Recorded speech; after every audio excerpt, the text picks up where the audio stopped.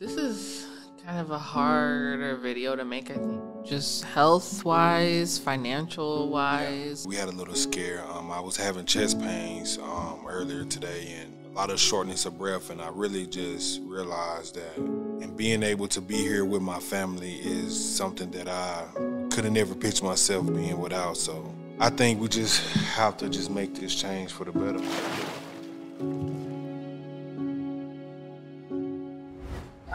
Today it's really a big day, honestly. Yeah, big day. We're gonna actually invite our friends over so we can actually get the proper help for our health and wellness. Yeah, because last night when we went through and saw the amount that we spent on DoorDash, we're like, yeah, we got to make a change. Yeah. So we called over a good friend, Chris James, with a healthy alternative, and we said, hey, we need help. They said, bet, and so they're coming over today, and they're gonna give us a plan. Oh, I think that's them, actually. Hello. Hey, what's going on? What's going on? What's going on? Thank you, guys. How's it going? Hi. What's up? What's up? What's up? Liz. Thank y'all for coming. Yeah. Yesterday we went through and we were looking through the amount of money that was spent on DoorDash and food. We were like, yeah, this is not okay. Yeah. So, I think we was at because we did the last 3 months. okay. And I'm really embarrassed to say that, but the last 3 months just on DoorDash alone, I think it was over what? It was like $15,000. Like $15. Yeah. So we ended up recording that process, what's going through there and getting the calculator out. So Wow. and that's just for the last 3 months. So I can only kind of imagine. Traveling with a past year. Yeah. Right. So, I don't even want to see the numbers. Right. But really appreciate you guys for coming to really help us jumpstart this process because it's really needed. Yeah, so to my immediate right, this is one of my right-left hands, Shell B. She is she's my assistant, but she's also one of our wellness coaches. She handles a lot of the stuff behind the scenes, as well as essential oil specialist. Shell, do you want to? I think you're doing a good job, but yes, my name is Shelby, and I love natural things, natural healing, which is why I'm connected with AHA. I've been able to assist folks with learning more about essential oils, learning how to use these natural products that we are organically connected to just heal and live a healthy lifestyle. I did it for myself, and now I help others to do it. All right, and to my right, Stephen Michael. You gonna introduce? I'm gonna do a quick intro, and then I'm gonna let you pick it up. Stephen Michael, he's my brother. He also helped me to essentially establish the brand as a poster child. He actually helped us grow the Facebook group, and just it plays a massive role in bringing a different element. He has his own personal experience, his own journey. I'm gonna go ahead and let him. What are some of your expertise and what you want to share? What's going on, guys? My name is Stephen Michael, and I am an expert fasting strategist. I'm a holistic health and wellness coach, and essentially what I love to do is I help people to, number one, lose weight, but not just that. After they lose the weight, then I also help them to deal with the emotions that come with the weight loss, and also how to deal with changing their diet from eating standard diet, what they were eating, to then eating a much different diet that's going to not only help them then just to maintain that weight, but to also just make them feel better and live a more vibrant life. Yes, we need that. What's going on, everybody? Chris James here, founder and creator of Healthy Alternative Wellness brand. I'm a self-proclaimed wellness coach. When I very first started this, it wasn't really a thing to be a wellness coach. But since then, we've been in business for about 6 years now. And we've built an amazing brand. We've helped thousands of people. I speak, I'm an author, and I just help to manage at this point the entire team and the success of all of our clients. So we're excited to work with you guys. Yeah, we're excited too. And a little backstory, a quick backstory. I've been following you for a while. I used to be a truck driver, and somebody must have just uttered the word fasting. I was like, fasting? Like, what is that? And I ended up getting on YouTube, and you was the first video that I watched. I seen the first video actually was with you, your journey, and I was like, ain't no way this dude lost this much weight. Yeah. I mean, this dude, and it shocked me because I was on downward spiral of, working every day, getting in and out the truck, not really a healthy lifestyle. And I was like, man, if he can do it, I know I can do it. You know what I mean? So just watching your journey, I want to tell you that I appreciate you all. And I definitely appreciate you because this is the first video I seen because he was talking about fasting. He's like, I'm going to bring my brother up and show his results. So I was like, okay, what is this guy talking about? And when I see your results, I was definitely inspired. So I'm definitely part of AHA, and I'm definitely excited to get this started. Yeah, this is my first try at fasting. I know he's done it before, but I've never. So I'm a little nervous, but I'm excited. You're a good hand. Yeah. Oh, definitely. We know we're good at that.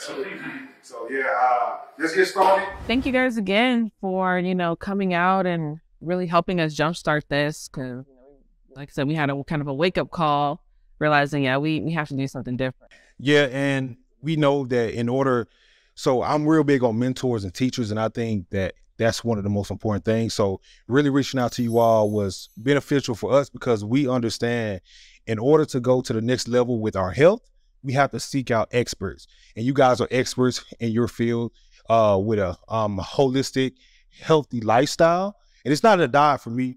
This is a lifestyle. So we sought out you all because you guys have the knowledge to help us change our lifestyle. So thank you guys again. And man, this floor is yours. Yeah, it's actually it's funny because I was listening to a podcast last night and they were talking about self-help books.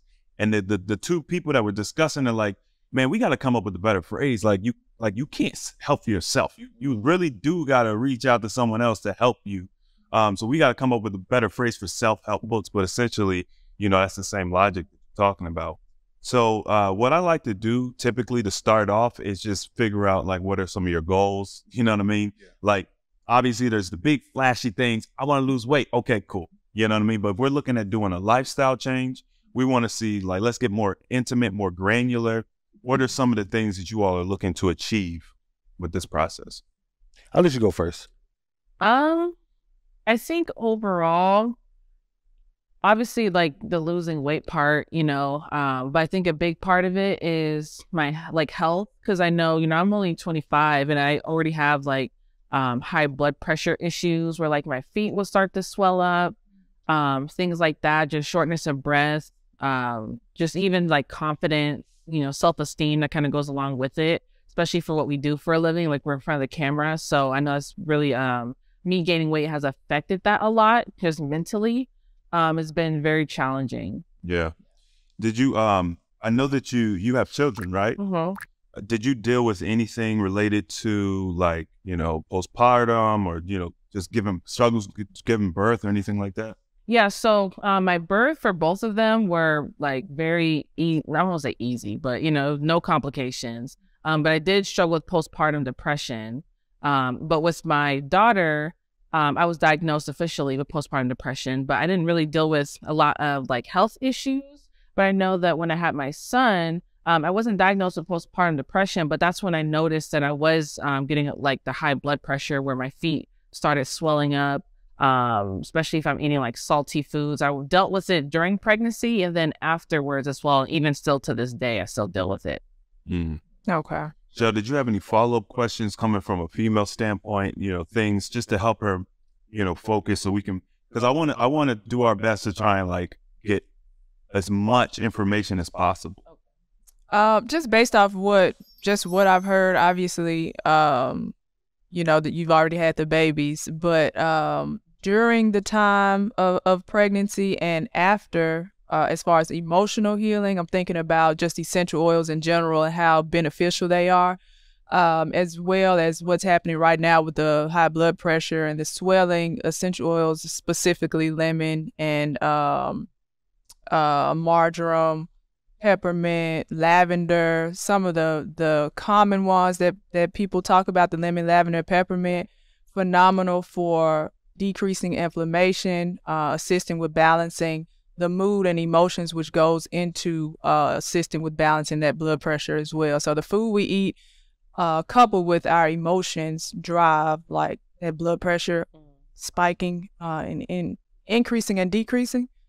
So my mind is thinking about some suggestions that I have for y'all. But since we're talking about it, I did bring a gift. Are we giving gifts? Oh, Like God. So I'm going to educate more on essential oils. So I brought y'all an essential oils Oh, wow. book. Thank you So so much. you can learn. You're welcome. Now, Learn more about. We don't get a lot of gifts. So I appreciate it. Like gifts, yeah. All right, so Stephen, we're just really the goal right now is to probe a little bit, probe Sierra, see if there's anything else that we could flesh out that we might need areas that we might need to work on for her. I don't know if you. The only thing that I had a question of was, do you currently at work after the pregnancy? Were you working out at all? No. Okay, that was the only thing I had a question. I'm still. Okay. Yeah. The Process. calculations are happening. Yeah, I've never been a super active person. I played sports like high school or whatever, but after that, yeah, working out was just never really my thing. So I never was, I never really worked out a lot. I know we did have a stint like a couple of weeks where Austin had me like on the treadmill or like doing kind of like body weight stuff, but I've never been consistently working out. Okay. Okay. That makes a lot of sense. And to be honest with you, just running some of your numbers, you're not as in bad of a place as you may think or feel. And because of your age, a lot of these changes can be done really quick. So dealing with people that are 35, 60, right, in that higher range, the longer you've been dealing with these issues, the more ingrained they become cellularly. So the more difficult it is to actually pull out like acid and stuff out of your cells. So you being 25 and having these issues, you've only had them for a small amount of time, right? So it's easier to then kind of reverse them. So, and you're still young, right? So your body can make changes much easier and faster. So I just want you to know that you're not in as bad of a place as what you may think. This isn't doom and gloom. No, you are going to have an amazing transformation. Yeah, Shell and I were actually talking about it earlier. We're like, yo, she's going to look good. Yeah. It's not going to take much at all. I've already. It's not going to take much. I think it's a lot of it's in my head because like I am on social media all the time. And so like I said, I thought I was 250. I guess I feel like I is like I feel like that because I'm 25, but I feel like I've aged, like just my body has aged. I feel like an older woman. Like even when I get up, like my knees are hurting, my back is hurting. Like my body feels like it's just like breaking down. Right. And as busy as you all are, you're constantly on the go. You have children, you're working. Like I can completely understand. Well, that actually prompts another question for me. What's your sleep like? Is there any areas that needs to be addressed there? I think I sleep a lot. I probably sleep too much. Like I have no energy. Like if I could sleep, if I had the chance to sleep all day, I could literally sleep. Well, I want to say you sleep too much. I just think that like when you hit the bed, you definitely go to sleep immediately. Right. Yeah. I feel like our sleep patterns, because I'm the one with insomnia. Like I've been up since yesterday. Like so, I currently haven't been asleep at all. So, and that's who I've been all my life. So you definitely don't sleep because like you went to bed with like 1 or 2 in the morning, but you just I don't know. I feel like your energy levels are very low throughout the day, but you definitely don't like just sleep all day. But you definitely, as soon as you hit the bed, you definitely sleep for sure. Yeah. Okay. So that's not just your chill personality. You're saying your energy is a little. My energy is Okay. very low. Yeah. And I know that I did when I was pregnant, they said I was anemic. So I have like low iron. I haven't really done anything about it because I really don't know what to do about it. So I guess out of sight, out of mind, which is not a good, not a yeah, not a solution, but yeah. See, this is the beauty of having these conversations and just, what I'm saying? Because you're like, well, that one thing, and you know what I mean? Right. So that was good. Austin, you're up next, man. Yes, sir. So well, let's just start with height, weight, and then any known issues that you want to address. Sure. I'm about 6'1.5", 6'2". I'm probably like 330 to 340 currently. Yep, that's where I'm at, about 330, somewhere around that 340. Okay. So I'm assuming I'm assuming weight loss is a goal. Do you have a target goal? And actually, Sierra, you could tell me too if you guys have target goals. Yeah, my target, my ideal weight will be somewhere around like 230, 220. that's kind of where I feel like I'll be at my peak, body wise, 220, 230. Mm-hmm. I feel like anyway. We'll get into it. Okay. I think we're like 150. Yeah, like 150. 150 was, I think, that's like my target. Yeah. So it's interesting. Just kind of put a pin right there. Because you know, Steven, what'd you start off at, Steve? Nearly 400. Right. Before I started fasting. So I was right at 398. And then what I did was I started just doing what everyone else does, right? I started going to the gym. I started doing an hour of cardio. I was eating chicken breast, white rice, and broccoli, right? I ended up losing about 45 pounds or so, plateaued. I was like, this isn't working, right? Just stop, right? And then, of course, it wasn't working anymore. So then I lost motivation, and then I just started just stopping.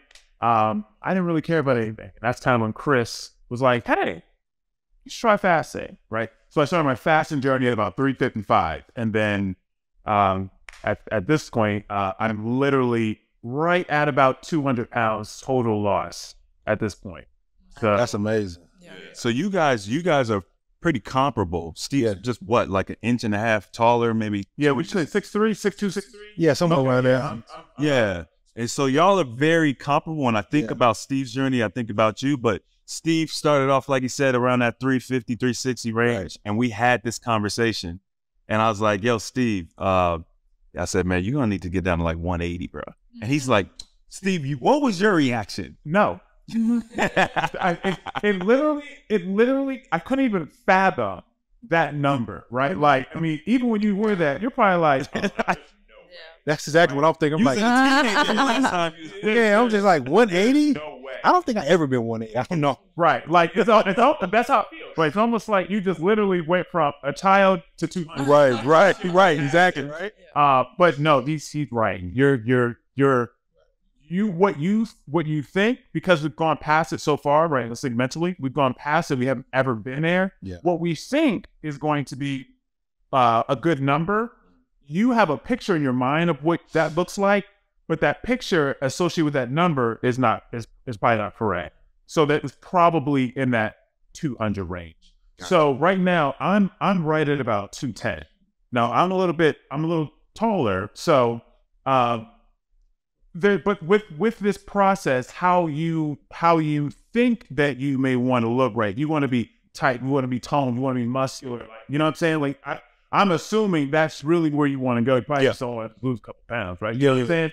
So for me, even though like people, oh, you look great, like great, I appreciate it. It's not where I want to be. So I know that I'm still, going to be in that. Chris at 180, I'm probably at this point like, okay, let's see where I'm at about 190, 195. I got 15 pounds. So 180, I think, in goal would be good. But we have miles. We got a long way. Yeah. I just wanted to, it's just my thing. Yeah. I always tell people, you know what I'm saying, just to kind of begin the process of starting, you're like, okay, we'll hear it. We'll just put it in the subconscious. We'll come back to it later. Sure. Yeah. Because once you get down to 220, we'll reevaluate. Right. And you need to have a number. You need to have something in mind of what you want to accomplish. I do want to ask the 150 because that's common for women. Very common. 150 is the number Super that common. they always say, or typically 150. No matter like the height or anything, it's always 150. Wow. And I always wonder where that number comes from. Well, I was just thinking like back to like when I was in college and the kind of like that was the weight that I was where I was most like confident. I wasn't like in shape or anything. I just was, I guess, a little bit more confident. So that's the only reason why I was choosing that number. Yeah. So I don't really know what any other number would necessarily look like. And that makes sense. We actually, we have like a little running joke amongst us, talking about how women, they don't know measurements. Like they don't understand measurements and weight, like units of measurement. Yeah. So like there was like a Instagrammer, I think he went on the street and he was like, show me an inch, show me 6 inches. And women were like, he's like, show me 6 inches. He's like, you know what I'm saying? Wow. So yeah. So they've been misjudging us, Right. For a long time. like crazy. But not to get off track. This is not that. This is a different show. Austin. So weight loss, obviously. What are some of the other issues that you? Issues.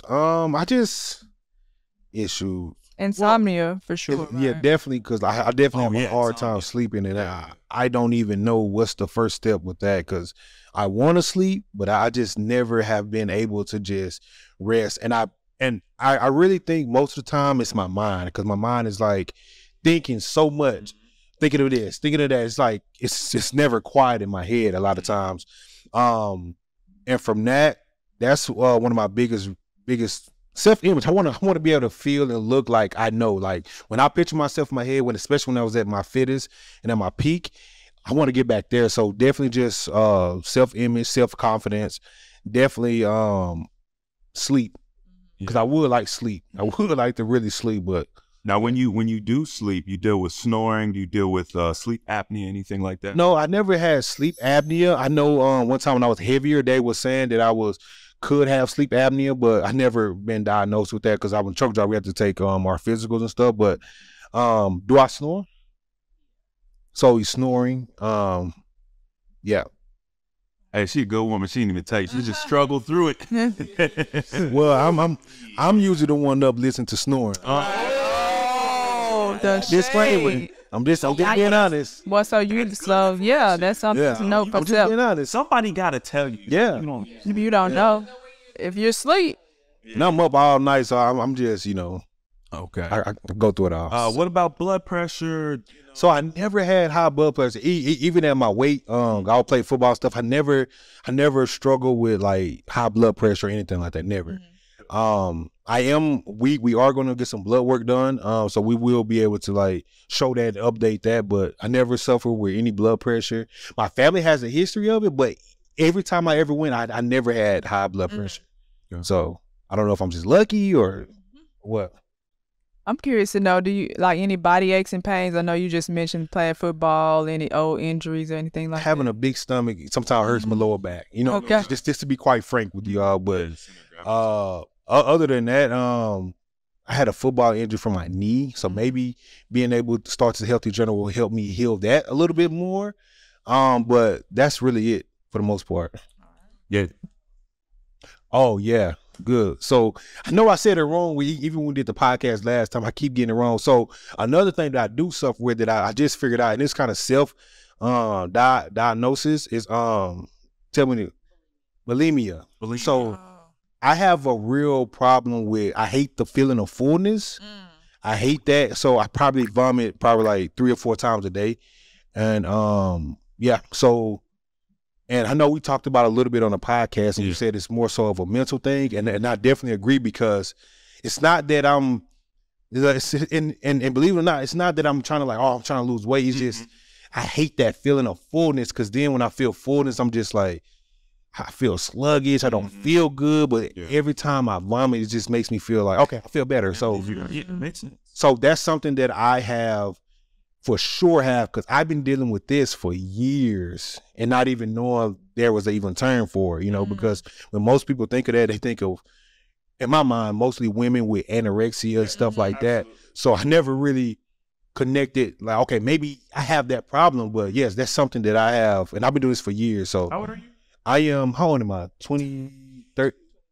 Y'all are so funny. 29. I'm 29. Do I snore? Do I snore? How old am I? How much do I weigh? It is. It's just like, I need you help me about me, and I help you. Very like connected with each other. Yeah. Good and bad thing. Very just, It's what happens when you connected and been around someone so much. Yeah, I think it's a good thing. I think it's well, obviously it's a power that can be used for good or evil, right? Like it depends.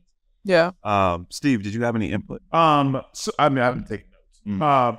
So in regards to like bulimia, any eating disorders, they are mental, right? They're not physical, and the purpose of doing them is going to be different for everybody. So a lot of people that are anorexic, what you were talking about, also suffer from body dysmorphia. So they see themselves much differently than what they actually are. I don't think that that's you, because you said I'm not doing it because I lose weight. I just don't like the feeling of food. Hate the right? feeling of food. There's a couple of things that give me concern there, because if you are, the way that we digest, the stomach has to, of course, it's hydrochloric acid and breaks down all our food. As it then processes and digests through the stomach, then you have the small intestine and you have the bacteria in your gut that then absorbs that nutrition. So if you're almost essentially eating it but then removing it, then what can happen is, that's why I asked your age. What can happen is, and maybe not now, but over time, then what will happen is that you're going to start having issues with malnutrition because you're not absorbing the nutrition that you're eating. This also can lead to weight gain. So a lot of our nutrition, a lot of our nutrients, like if you do a Google search on, let me look at foods to lose weight, right? Yeah. The reason they help you lose weight is because there's certain vitamins and minerals that are in them that allow the body to then lose that weight and to process it out, including the hydration from the food. Big thing.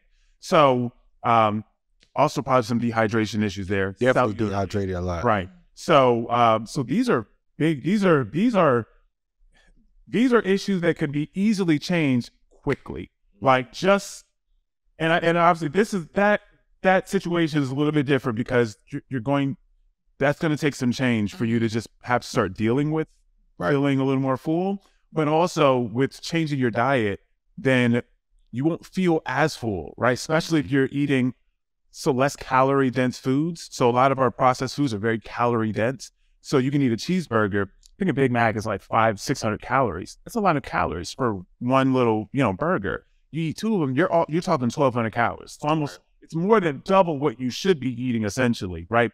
So if we switch the diet and we start eating more fruits, more vegetables, then they're going to process and digest faster. Yeah. You won't feel as full because they start digesting immediately.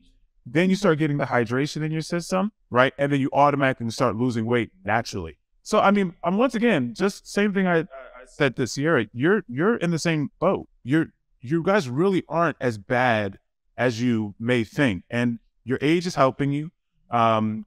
Just looking at you, you don't look like you're worn down or, you know what I'm saying? Like there's some quick changes that you can make and you're automatically going to start seeing benefit. So I just want to give you that same thing, but, we can talk about more food, of course. Yeah. And it's actually interesting when it comes to obesity and just being overweight. People typically look at those who are malnourished as being really, really skinny. You know what I'm saying? That picture of the African child with the bloated stomach. Right. But obesity in America, malnutrition in America actually looks more like obesity. Yeah. So yeah, to Stephen's point, so we definitely have some things, but the fat, people don't understand fat.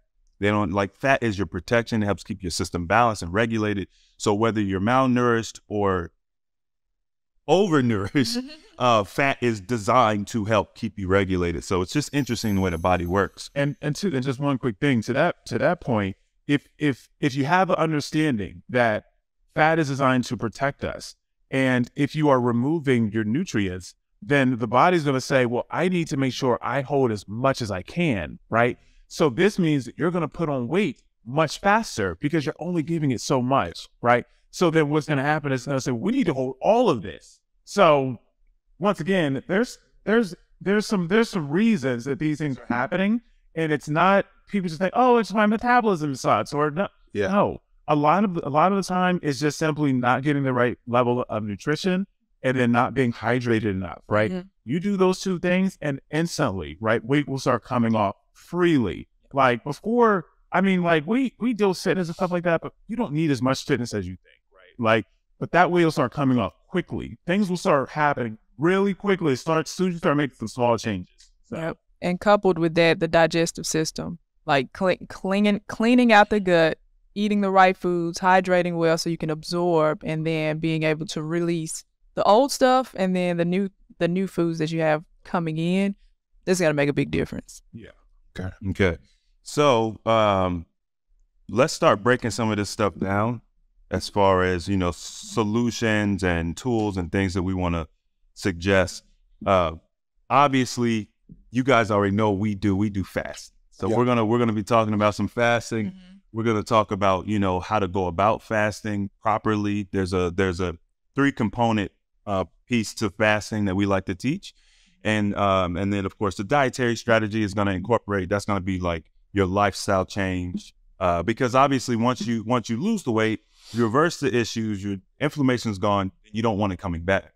And also, to be honest with you, there'll be more work that you're going to want to do. You know what I mean? We're going to talk about the prep, the fasting prep. We're going to start with hydration because I think it's like the foundation of detoxification. Right. A lot of people, when they think of hydration, they think of just drinking water. But the reality is you can't just simply drink water and just think you're going to get hydration. When I was actually researching like hydration, there were these doctors that would check their patients just to see hydration levels. And what they would find is even if a person was drinking a gallon of water or even 2 gallons of water, they still would not be hydrated. And so they're like, well, what's going on here? And what we came to understand is that it's about the quality of the water. So as we go through this process, it's, the quality of things really, really matters when it comes to the food, when it comes to essential oils, when it comes to water or anything else. And one of the ways that you can increase your quality of water so that it hydrates better is a process I call sun charging. So this is where you would take the water, you put it in you get distilled water, you put it in a clear glass jar, and you let the sun come in contact with that water for 4 to 8 hours. What the sun is going to do is it's going to, number one, break down those water clusters. It'll make the actual molecule more absorbable by the cells. It's also going to eliminate any inorganic material in the water. So, when we just having water in plastic, it's leaching chemicals from the plastic. Water is like a sponge, so it will leach anything that it comes in contact with. And so that's why in the olden days, everything was in glass, because it was a healthier packaging. You didn't have all this extra stuff being leached into it. So it's going to break down those inorganic chemicals that might be in there. And then, of course, this is the really cool part. The sun actually imparts data into the water. So people don't realize water has a crystalline structure. And what that means is it can remember things. You could actually look it up. It's called water memory. There's a professor, Luc Montagnier, did a lot of research in this. And then also Professor Emoto did a lot of research around like how water remembers and reacts to things almost like it's a consciousness. So understanding that is not just simply H2O, understanding that you can talk to your water, and you probably should, and the intention that you put in the water makes a difference on how it's going to interact with you. And then if you want to go even deeper, well, they also tell us that we are 72% water. So what are the words you're saying to yourself? So once you start understanding how water retains information, you see how damaging words can be, which is part of why I think they taught us as children, words don't hurt. Sticks and stones may break your bones, but words will never hurt me. So the goal was to disarm us, because we naturally would understand that. But we've been educated to believe that words don't have an impact on you when they're absolutely detrimental. So we got to be careful about how we talk to our children. But so by drinking this water, that's going to help hydrate you better. I want you guys doing about 1 gallon of water a day. You could work up to it. You don't have to just come out the gate doing 1 gallon, but we want to work towards that. You know what I mean? Because most people just aren't getting enough water. And then another way that you can actually hydrate better is through plant material. So all plant material makes cellular water, and you can eat this. So when people say, Chris, what's the best way to hydrate? Eating your water is the best way to hydrate. And you could get it from like watermelon, papaya, grapes, oranges, or even spinach, right? It all hydrates you better than drinking your water, because when you drink your water, you're usually drinking bulk water. So unless you've taken it through a process and you've done things to make it more hydrating, you're really only going to absorb about 3% of the water you drink. So eating your water is optimal, and this is the foundation, and this is how we start our prep. From that point, we're going to start changing the frequency of when you eat. We're going to change the quality of the food, and we're going to change the density of the food. And what this is going to do is help your body adjust ghrelin production. So one of the things that makes people want to quit their fasting is hunger pangs and, detox symptoms. There's certain detox symptoms people just don't want to deal with. So we're like, well, let's see if we can get ahead of this with our prep. So ghrelin is a digestive fluid or digestive chemical that's that the body uses in preparation for eating. A lot of people think when you get the hunger pangs, that means, oh, I'm hungry, it's time to eat. It's actually the body preparing because you typically eat. So that little small change makes a big difference, because what we can now do is adjust how we eat. We can adjust the grilling production, and we can make it less intense and less frequent while we're fasting. And we do this prep during the prep week. So after we kind of start tweaking your diet and stuff, we're gonna reduce you guys down to like a 1 meal a day strategy, because you're probably used to eating. Well, I don't know, y'all are pretty busy, so you might not be used to eating that many times a day. Probably eat what, maybe like twice. We usually don't do like breakfast. Probably like twice. You're like twice. Okay, so that's good. We're gonna step it down one more, and we're just gonna do one meal.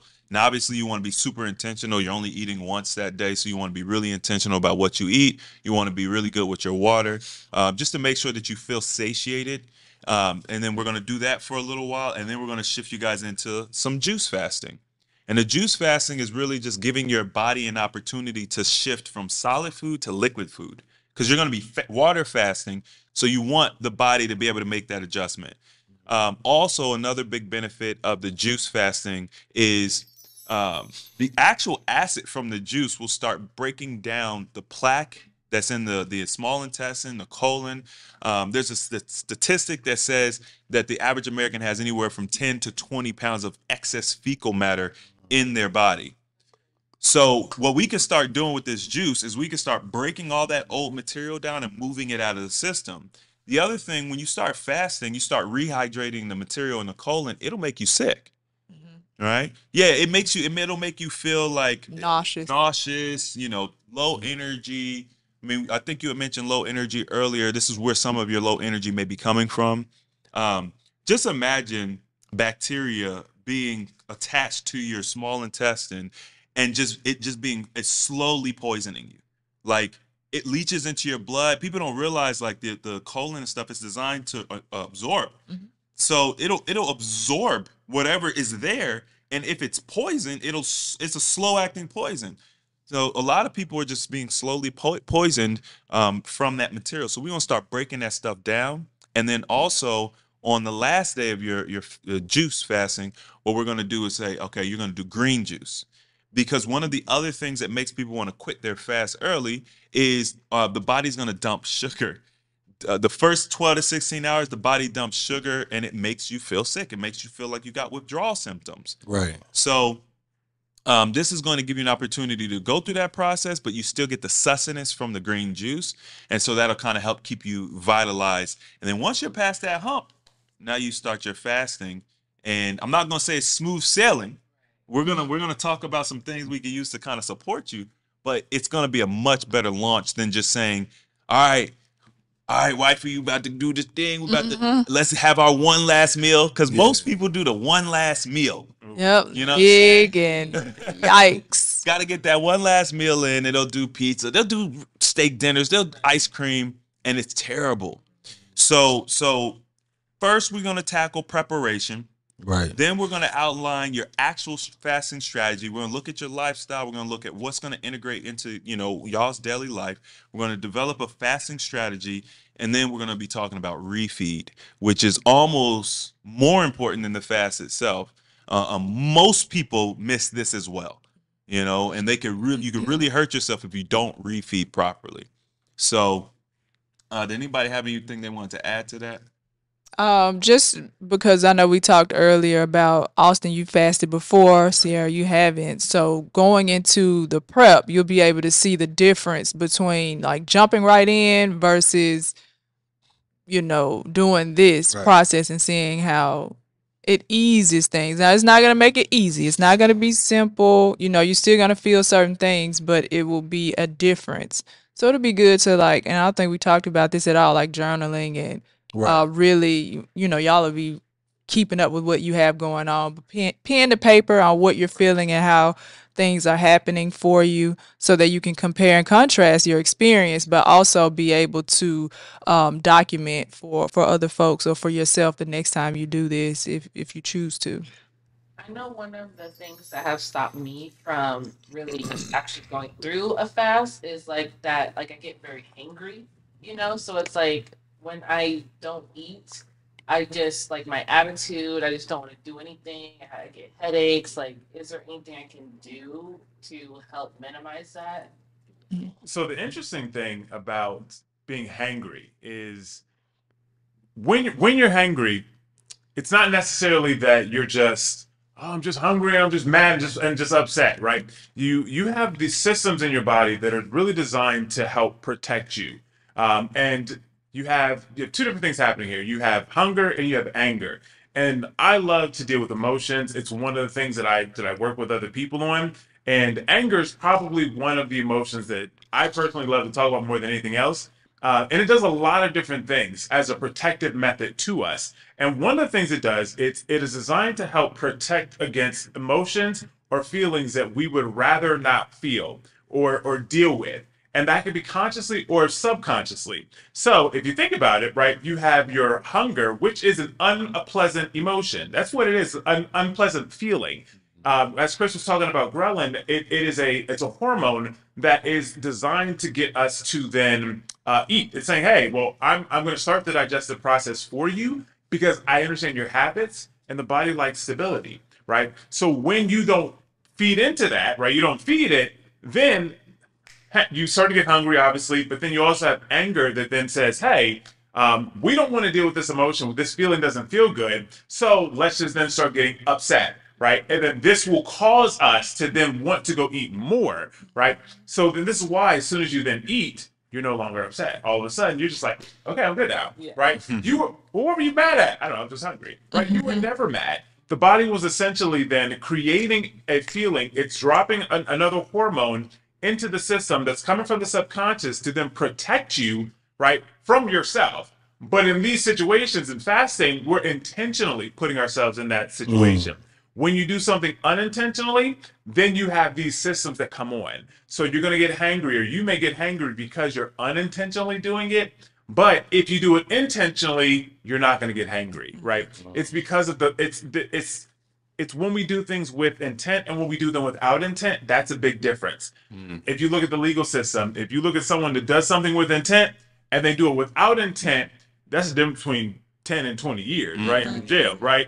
When you do something intentionally, it's very different. So knowing how fasting works in this process, having an understanding about it early and knowing what you're going into definitely helps the entire process. And you'll have a much different experience knowing what you're doing and doing it with intention than if you were doing it with just because you just didn't eat that day. So. And it's actually interesting because this is why I wanted to bring the whole crew, you know what I mean, getting these different perspectives.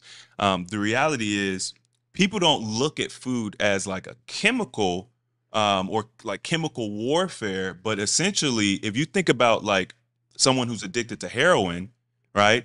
If somebody's been addicted to heroin, let's say 10 years, they're a hard addict. What you can't do is then allow to just like strip the drug away from them, right? They would have these really harsh detox symptoms. And what's essentially happening on a micro level when you're getting hangry is you're not getting your fix. So when you don't get your fix, you start having similar withdrawal symptoms as somebody who is dealing with, a hard drug. It's crazy because like right now it's become commonplace for us to consume chemical foods and synthetic foods. I mean, like just think about a lot of the common foods probably that you guys have here, Dorito chips or, even pizza, like most of it isn't even real food. Right. And I'm sure you guys heard there was some research done decades ago where they compared how the human mind responds to like granulated white sugar and how it responds to cocaine. And it lights up the same areas of the brain. So you're essentially we're dealing with chemical warfare here. We're going through withdrawal symptoms because we're addicted to these foods.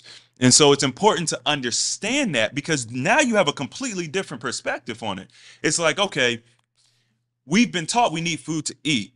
So it's like, okay, I need to get nutrition. I'm hangry. I need nutrition, and that's why I got it. Versus, oh, I'm going through withdrawal because I'm addicted, Right. and I need to get off this hard drug. Mm-hmm. You know what I mean? And I think that helps. Like Stephen mentioned, when you go into this, you go into it with a different perspective. Yeah. Well, I wanted to add one more thing to that as well, because even if you're doing it intentionally or unintentionally in the beginning, you may still feel those things that come on. And one thing that I've learned is like just breathing. Very, very simple, basic, it's a common thing you do to live, but breathing with intention and refocusing and grounding self on what it is that you're doing. It allows your body to offset some of those chemicals that make you angry. And it allows you, especially if you're breathing slowly, it allows the blood to flow to the brain, to the gut, and do what it needs to do, and it helps to balance. And then you just reground yourself. And then you couple that with essential oils and some aromatherapy, and you'll be able to bounce back from that and keep pushing through longer, because I deal with being hangry sometimes too. But I just have to remind myself, I'm fine. It'll be okay. Take a few deep breaths and keep on moving. This is why I said earlier, right? You're 25. You've only done so much, right? I started my process 6 years later, and I probably have lived my life very differently than you have, right? I've toxified my system a lot. So I recently just went to the chiropractor because at 400 pounds, I had back problems. I had a lot of back problems, and now I'm way better, but I'm literally hyper focused on just a few little things that I want to get to a better place. So these are there's a book that it's called The Body Keeps Score, and it does not forget the things that you have done. You may have forgot, but 5 years old, 6 years old, all the ice cream, the chips, the cookies, it doesn't forget. So the body will store fat from all the food that we eat, right? So the fat in and of itself is designed to store hydration or water. It stores toxins and it stores nutrition. So one thing that you're going to experience is you're going to experience cravings. And cravings, the way I explain cravings is that cravings are the body's way of when you start fasting, you start to then release that nutrition in that fat cell. This is where this is coming from, right? So our fat means you can go a long time without food, but you can't just release the nutrition. You're also releasing the toxins, right? Which is, and you're releasing the water. So fasting helps hydrate you, and then it also helps to release the toxins. This is where you become the detox, because now these toxins are leaving the fat. They're going in through the bloodstream. They're being processed out by the lymphatic system in the blood, going through the kidneys, right? And then you start to then detox these things. So depending on the level of toxicity that you have in your body is going to determine how you experience that. So the prep is, Chris created the prep to then start this process and then ease people into it. Because prior to this, we just fasted, right? And then you would hit this wall where you're like, bruh, this is too difficult. So what the preparation process does, it just helps you to start that process of detox. So that way, when you actually then go fasting, it's not so intense. So you're already kind of releasing these things. So that's kind of how that process works. Now, there's a couple things that you can do when you're detoxing that will help to then relieve that. So, for example, if you're detoxing way too hard and you're like, I'm not going to get through this, well, then we just start adding a little bit of juice to your process, right? And that would be green juice, 8 to 16 ounces on, if you feel like you're about to quit, add 8 to 16 ounces of little juice. It'll provide you with calories, sustenance, right? It'll decrease the detox symptoms. But I promise you, it almost not the fasting. You're still going to be fasting. So it's not breaking the fast. I mean, here's the thing. If you are water fast, I'm a fasting strategist. I will use all the different types of fasts to then help someone get to their outcome. Right? So juice fasting, water fasting, dry fasting. Those are the three types of fasts. We can use all three of them, right? You have fasting purists that say, well, water fasting is fasting. And if you have water, you're breaking it. If you have anything else outside of water, you're breaking your fast. No, we're not breaking our fast. We're just moving to juice fasting for 20 minutes, right? I mean, your body can only process out two different types of energy at one time, fat, or it's going to process glucose, right, or glycogen in the liver. If you give it juice, it's going to process it immediately. It's not going to last in the system. So this is why I say it's just an emergency thing, because it's not like eating food. I'm telling you right now, if you try this, you're going to be like, well, that was great. I feel great. An hour later, you're going to be like, okay, good, I'm struggling again, right? This is how you know it's not actually it's not breaking your fast, because if it was, then you'd be fine for the rest of the day. Okay. So that's that, right? Second part to this is how it's the question you asked me. The way that I registered in my brain was, tell them about the why, right? So the why is the reason for you doing what you're doing. It is the overarching, the driving force to whatever it is that you're trying to do. So whenever I said your why, immediately there's something that popped into your head. So whatever that reason was, that's not good enough. I don't need to know what it was. I'm telling you, it's not good enough. You need to find something that's deeper, right? Losing weight and fasting, they're beneficial, right? Fasting is a tool for weight loss, but it's not going to get you really where you want to go.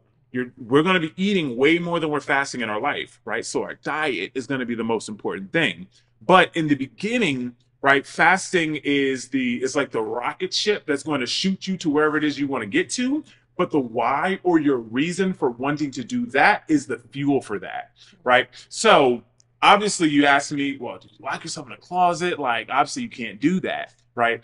But having a very clear, defined reason for what you want to do and how you plan on getting there is how you do that. There is no getting around this process. There's no easy way out of this.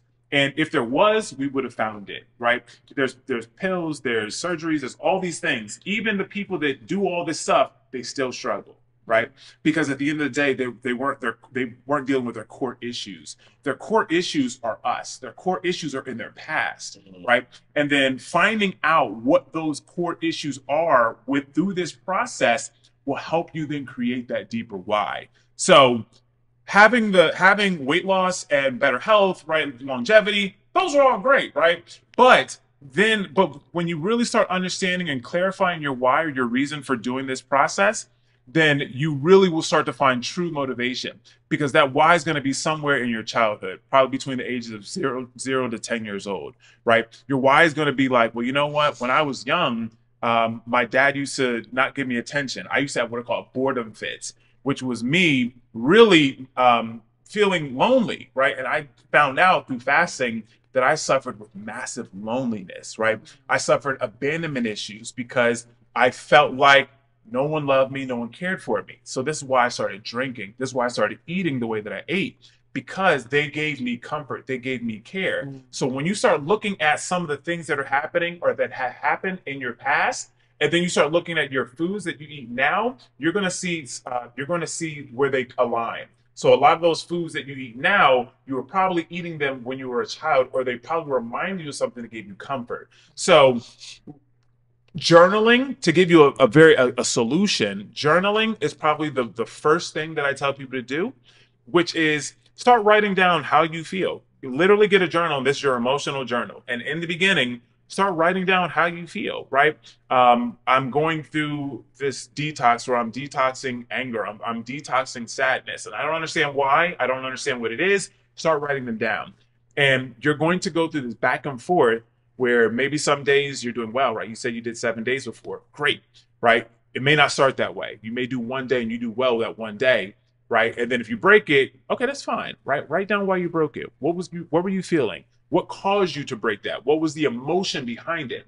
These things are going to help you then be able to pinpoint and track back to why you are doing this process, because it's much deeper than what we just think off the top of our head. So I know that was a long explanation, but I felt like that's what I do, right? So I felt like that was important, because if you don't have a clear, defined understanding of what it is that you really are doing this for, it's not going to be successful.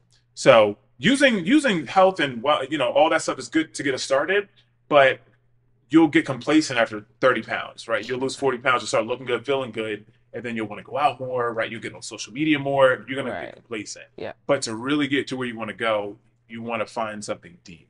Okay. And just to clarify real quick, so, because I always heard like brushing your teeth, whatever chemicals, it's not breaking the fast. No, So, you're good. Okay. Brushing teeth, okay. The most opportune things, but no, Okay. I mean, this is a wellness, holistic wellness is a process. Got you. You Noted. jump in all that, you start going with baking soda and all, Noted. Yeah. So we don't want to overburden you all. Yeah. Noted. Okay. We watched a video a long time ago where they said you couldn't shower because They would dry fast. Okay. Well, when I would dry fast in that time. even then, I suggest to shower, even when dry fast. I mean, even if you don't even have to, you could just do a bird bath. Y'all know, rag, just, you know what I'm saying, clean yourself up a little bit. But I mean, that's legit, because when I was fasting, I can't remember. I wasn't doing a dry fast, but I was doing some intense fasting. We're not going to talk about it today. But I was doing some intense fasting, and when I started taking showers, I could feel the chemicals from the water leaching into my skin because I was so sensitive at that time. So it's not nothing, to the point where I actually upgraded my whole house water system. Like, we filter the whole house water because that stuff that comes from the tap is trash. But one thing you had asked about was emotional detox, and I did want to make sure that we touched on that because it is part of the fasting process. The longer fast that you do, you typically will see more of that emotional detox. You'll see like that spiritual detox with the longer fast. So that's the difference between like shorter fast and longer fast. It's not to say that you won't get it with a shorter fast. It comes in spades with longer fasting.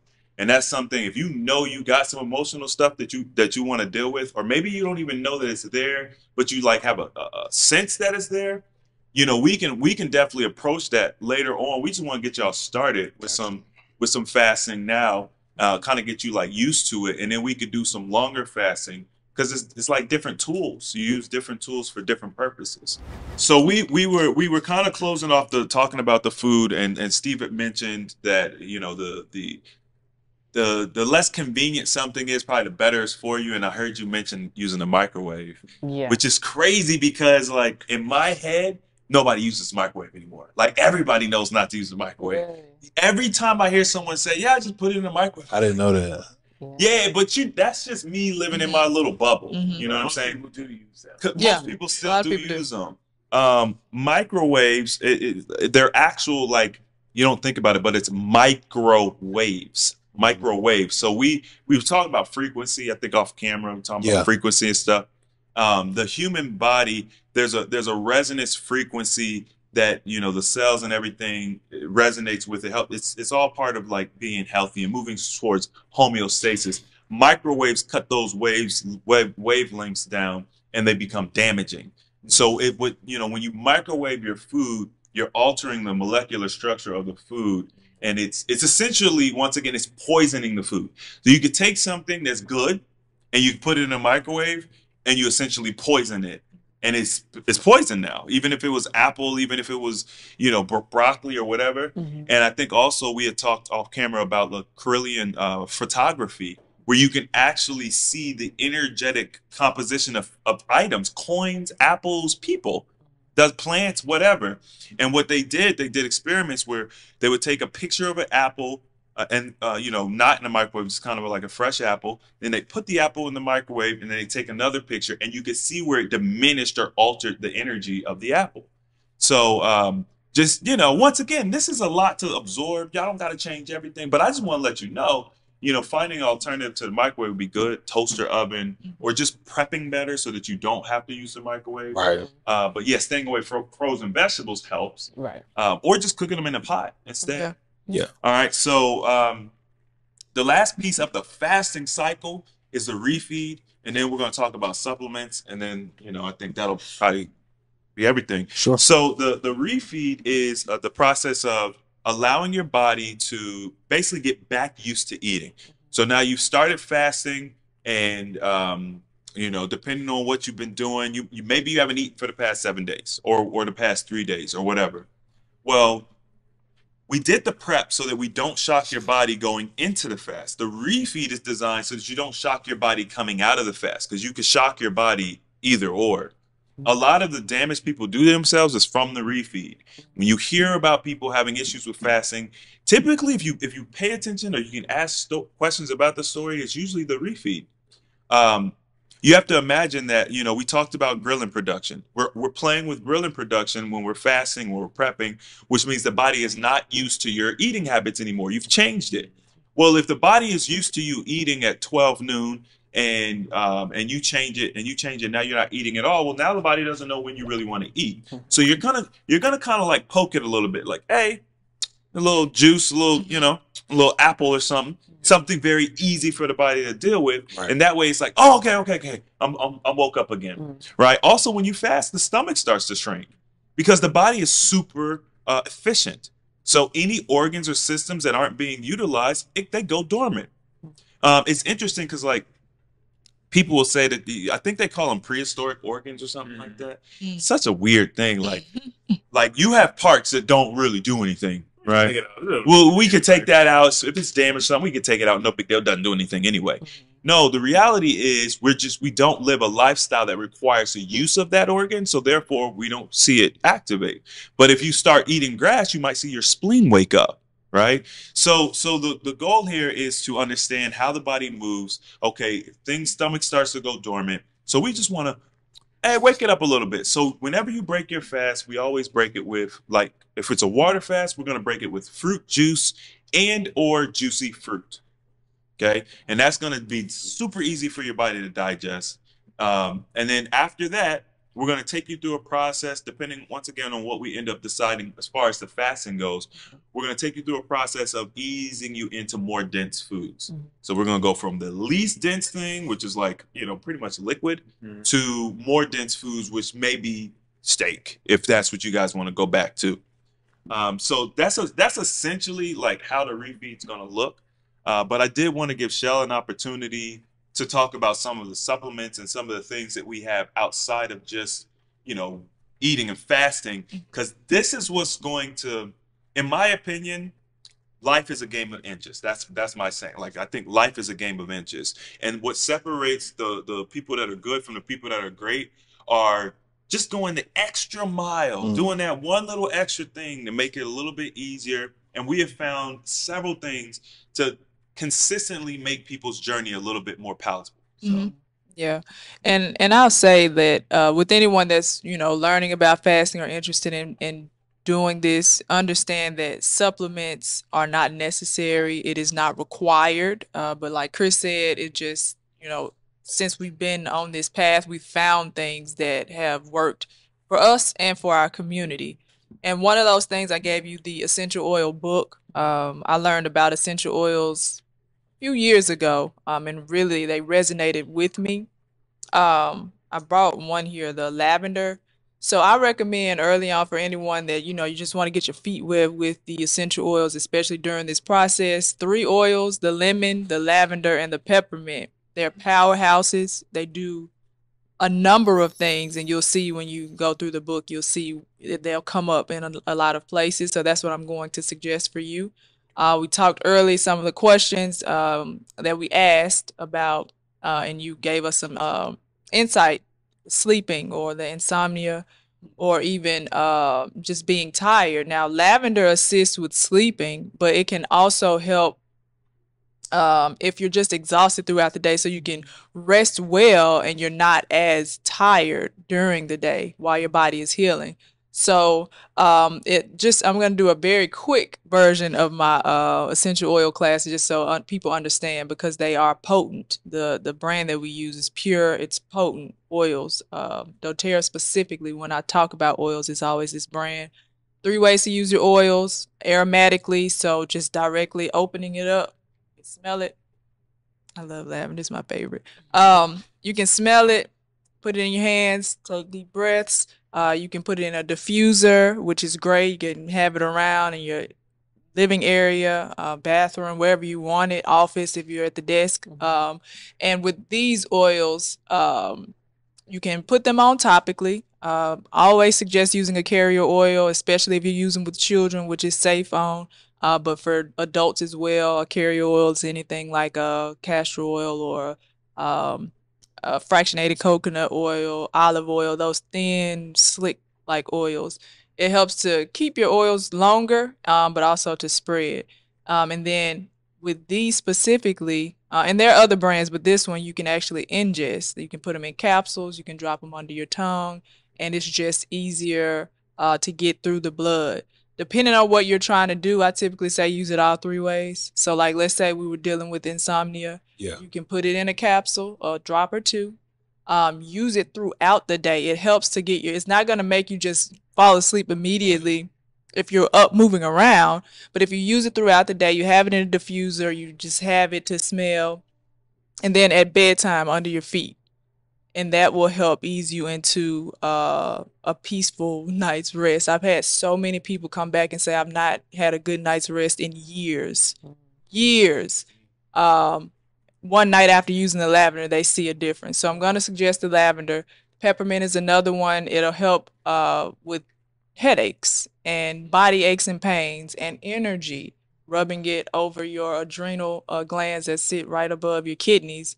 Definitely want to use a carrier oil peppermint because it's called a hot oil. It's spicy. It burns.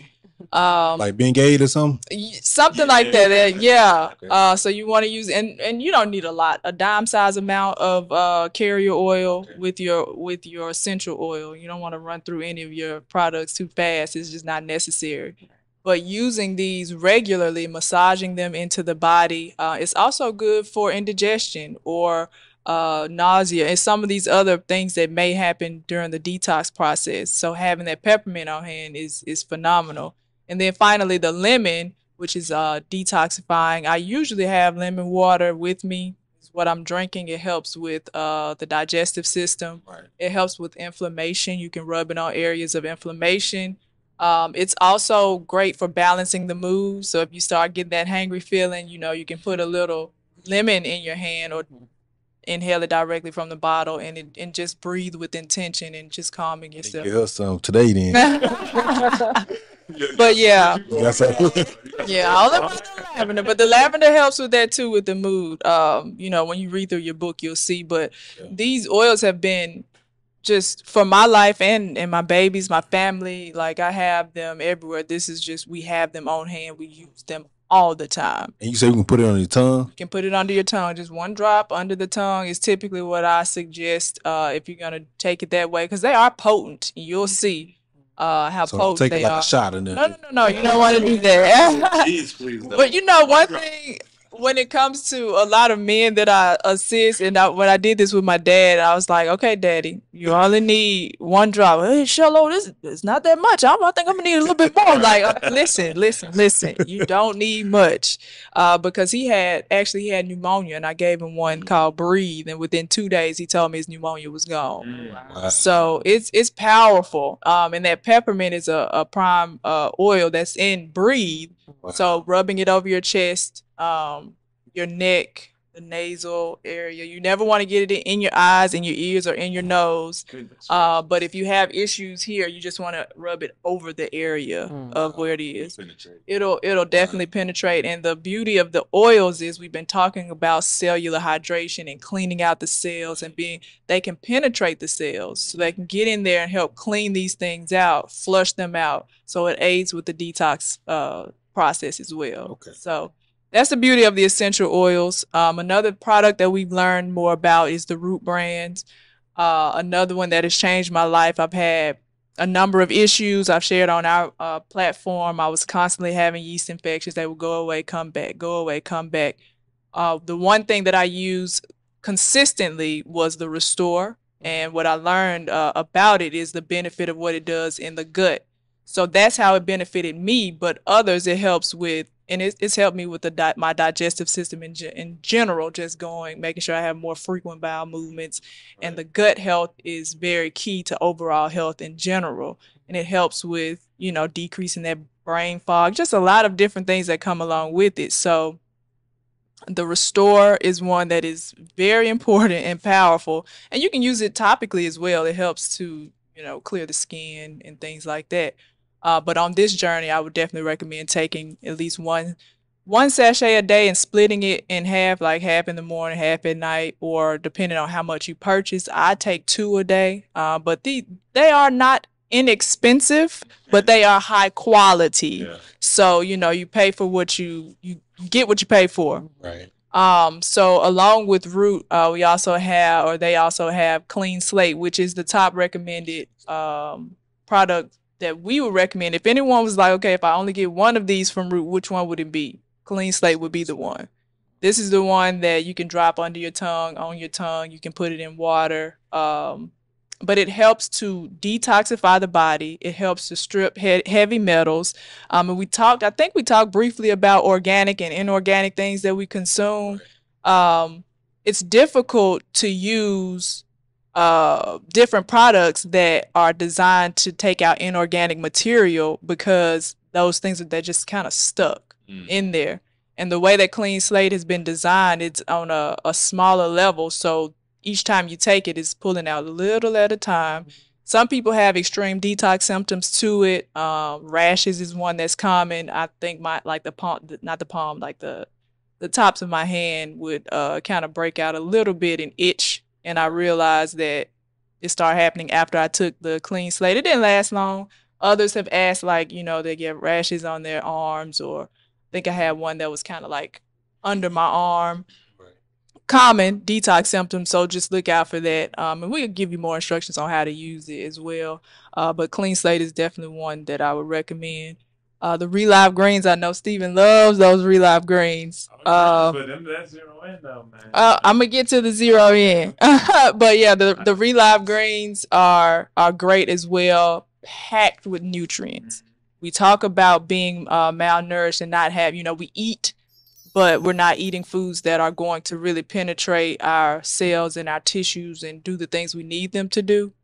But those Relive Greens, with everything that it has in there, it helps to get through the body and give you what you need. And it also helps with the fasting process from our community. People are saying, since I've used the products that I mentioned already, previous fasts were much worse as far as the detox symptoms than the current one they were on using these products. And of course, the zero in. Well, the one thing too about the Relive Greens is they have a probiotic and a prebiotic, and it's a fiber supplement, so it's going to help with the get those bowels. Like, you got to move your bowels. You know what I'm saying? And one of the things we see a lot with fasting, people's bowels slow because our bowels are so trash. Like, people just don't know. That people trash, literally. I have a bowel movement every day. But then you start fasting and your bowel movement stop. Why? Because the only reason you was having a bowel movement every day is because you're just eating so much. You're literally forcing it out of yourself. So you see how slow your bowels are. So it's a great fiber supplement. But in order to nourish the microbiome in the gut, the ones that you want, because now we're going to be doing a lifestyle change. We're not going to be eating Dorito chips and Snickers bars and pizza anymore. We're going to be eating, more avocado, more bell pepper. So you got to nourish the gut bacteria that can break that stuff down so you can get the nutrition out of it. And this supplement will go in and just start nourishing, just massaging those boys awake, because they go dormant after a while. Yeah. It's important to get those out. Yeah. And that's a very good point. And then we have the zero in. Now, this is something that when I say, people are like, what was in that pill? Because it gets it popping, especially with the work that we all do. But on your journey, it'll help with mental clarity.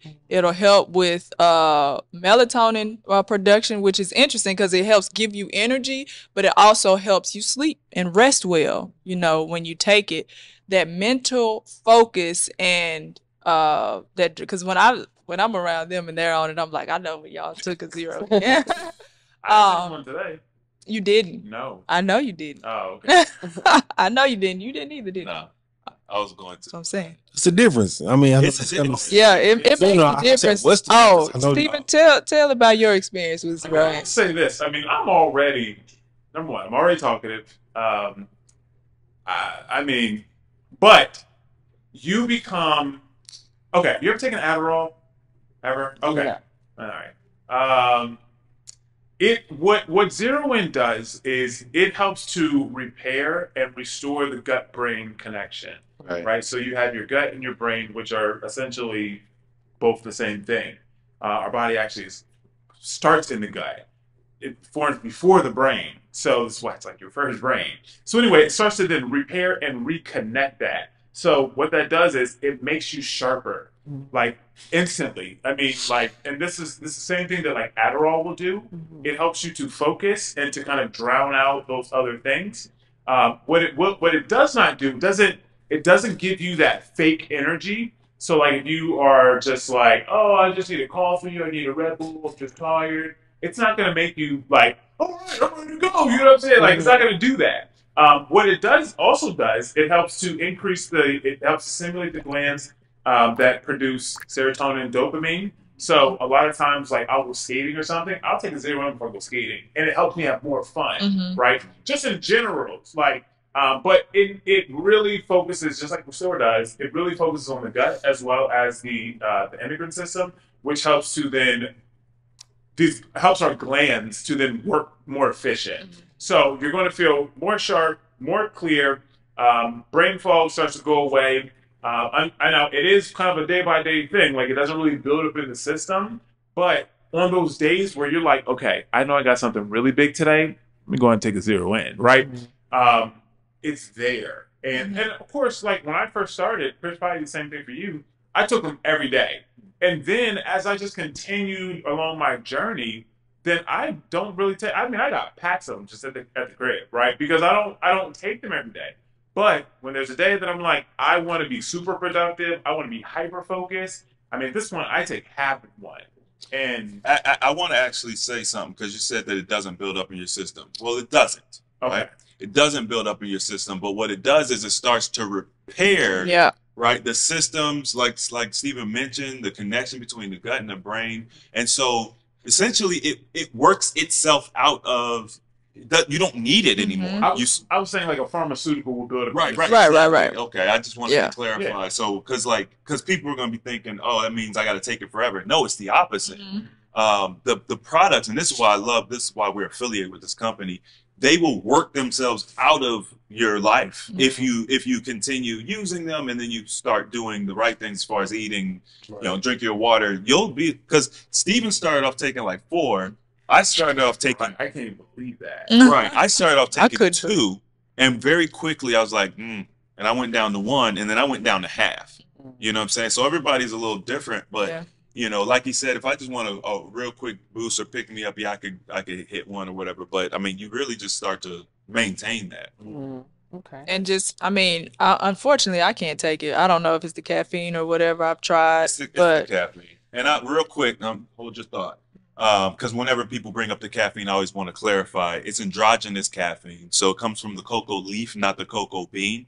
And the difference is when they were studying the natives and how they figured out that caffeine was this great stimulator. The natives were just chewing on the cocoa leaf and getting just a little bit of stimulus, right? And of course, we turned it into cocaine. we was like, nah, let's do the cocaine. So it is a much healthier version of caffeine. Right. I think Sha has a very high sensitivity to caffeine. Right. So no matter what kind of caffeine it is, but it doesn't give you that normal jittery, you know what I mean, weird thing. Right. Yeah, and I just, just in full transparency, and so people know, there's been very few people that have said, like I said, like it's too much. I've tried half, it was too much. But the majority of the community is like, what is that? Give me some more. Yeah, and I think the beauty, I think we all have said it, is like when you think about pharmaceutical drugs and things like that, the question I ask, like I have an aunt that has been on, I think, metformin for years, over decades.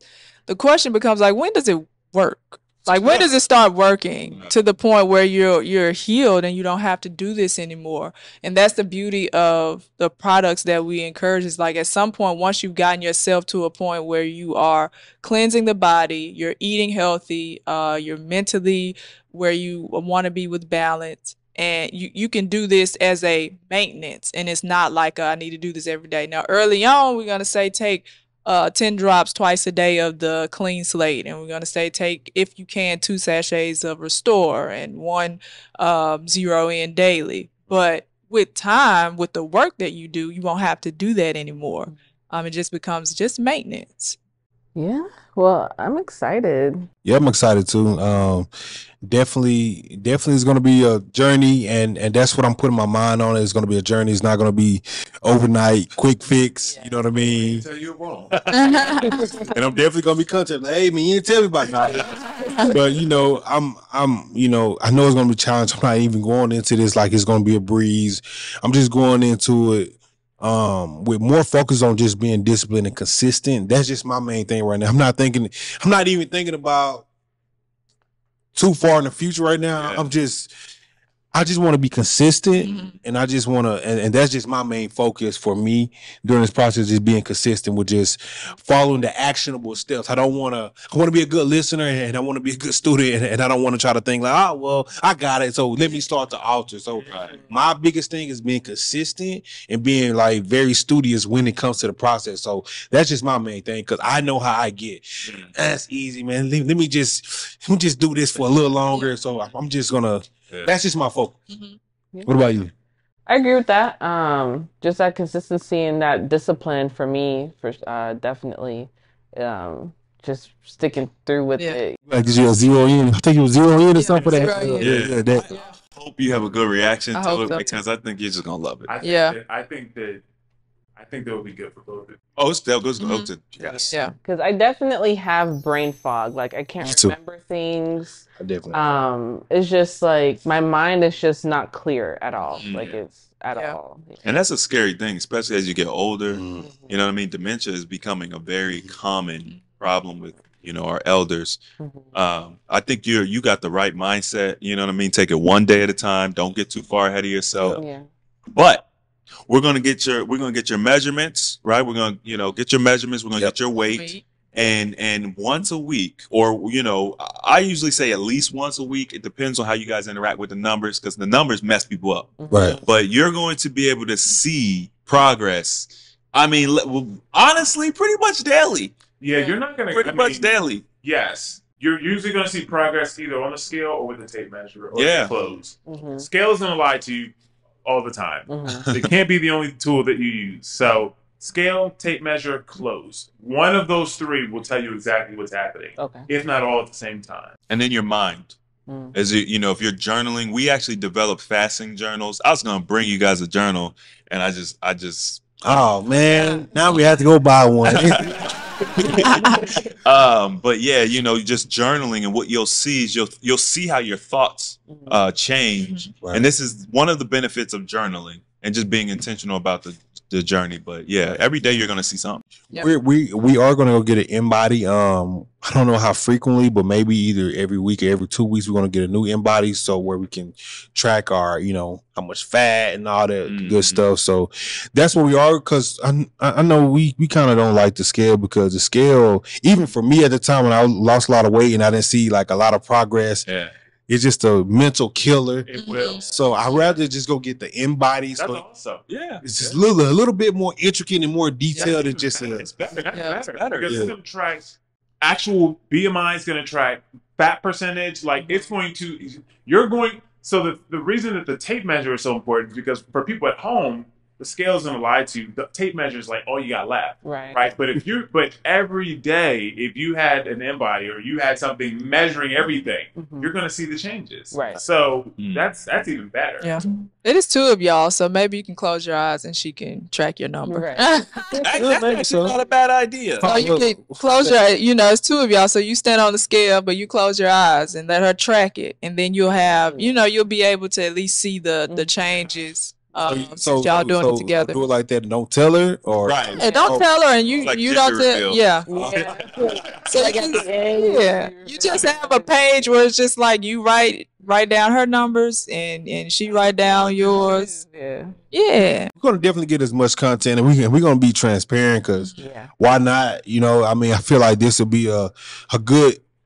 It'll be a good learning lesson for people and a good insight to see us in this journey, because we don't give people this much of us. we're online, but we don't get this personal Right. from like really nothing. So I think this will be people will be very shocked to see this from us, and definitely for Sierra, she's a star, but definitely when they see her on this process, they'll definitely want to tune in and definitely want to, you know, I'm telling you see right it. now, Sierra's gonna knock their socks off. Yeah. I know she is. Because I've seen it too many times. Like too. you're going It's not to. gonna take much. It's not Yeah. gonna take much. Yeah. And I use this word very lightly, and I don't like to use it often, but just to kind of like convey the message. Sierra has a cult like following, you know what I mean? And they really are like in tune with her. So I know for a fact once this journey gets popped off and they see the results, it's going to be something crazy. But I'm Yeah. glad to be documenting the journey just because, you know, like I said, we do have a very dedicated audience, and I feel like I kind of owe them this transparency, you know, because I don't want to pretend like my life is perfect and, you know, we're teaching them about like business, but it's like my own personal life is like in shambles, you know, with my health. They need it too. Yeah. I mean, there's no question about it. They're coming to you because that's their focus. Business is their focus, but they need it. Yeah. 90+% of people are dehydrated. They don't get enough fruits, right? I mean, obesity rate is climbing. It's like it's 50%, and and the overweight percentage is even higher than that. So I can say that with pure confidence. What you're going to give them outside of business, they need that too. Yeah. And it will help them in their business. Right. That's the overarching theme, because it's like we're going to be able to see y'all's explosion over the next couple of years as you change, and it's gonna like no one can. This is what I love about anecdotal evidence. When I very first got into like health and wellness, it was all about, you know, peer review journals. That's the gold standard. I mean, people will be in my comment section like, "Where's your credentials? Has this been studied?" Da da da I haven't da. heard any of that lately. Oh, they No, shut up real quick because now we have. Numbers. Oh my God! Thousands. Yeah. It's so phenomenal. My heart just melts when I see what people say. I send him some that I know he didn't see, but I'm like, he needs to see this today. I mean, we've had people to have children that didn't think that they could have children, reverse diseases that they've had for almost all their lives, or at least their adult lives. So much impact, and it's beautiful. And I love the fact that we get to walk in, you know, our purpose, changing our lives first, and then assisting other people to do the same. Oh, MEPS checks. That's what I wanted to do. Talk about. So being consistent with how you're tracking. So you're tracking the physical, and we talked about writing down some goals, and then just checking in with yourselves regularly on how you feel mentally, emotionally, physically, and spiritually.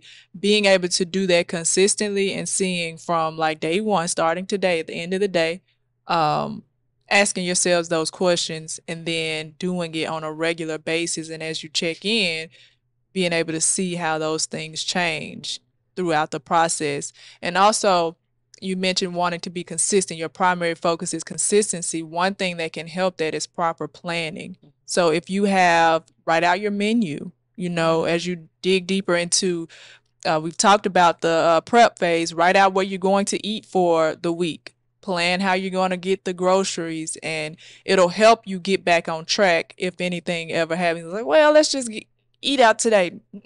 We said this is what we're doing. This is what's on the menu today. So that's what, you know, that'll be the challenge. That'll less convenient. exactly do what's That's less that's convenient. hard. Yeah. It is. But that helps because actually right now we're doing a raw. All this month we're going to eat raw, and I have not put my food, you know, I hadn't written out my menu yet. So I'm just like at home kind of scraping. I'm like, okay, I got this in here. Let me do this.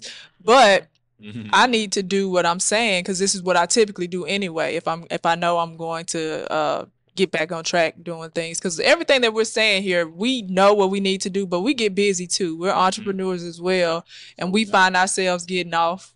It's like, okay, reel it back in. So it's just raw month. Yeah. Steve's doing his fasting, so he ain't gonna do the raw month with us. But we're I did raw month last month. Yeah, he did the raw month last I was month. doing. Yeah. I'm always raw. Yeah, it's always something. But I say all that to say, you know, we all need it. We have the information, but we get caught up in the business and the running and the going, and you know, but finding your way back and having a plan and being anchored in something is how the consistency and the lifestyle is. That's how we live it, you know. So hopefully that helps as well. I think it's all gonna help, man. Like And once again, we thank you all for being here, for shedding a lot of light on us. So I know that we have a lot of things coming up in the future, but this is our first stop. And I feel like that we're going to absolutely crush it because this time stepping this in real time, because when we are posting these in real time, so this will hopefully be out today, just depending on how fast I can get it edited. Yeah. So we're going to try to do everything in real time. Zero in. Yeah, exactly.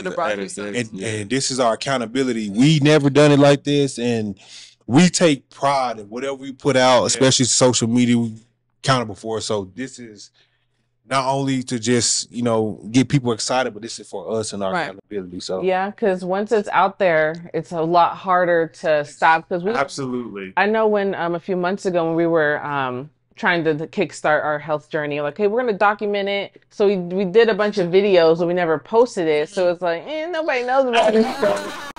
Go out to eat. Yeah, right. No, they're gonna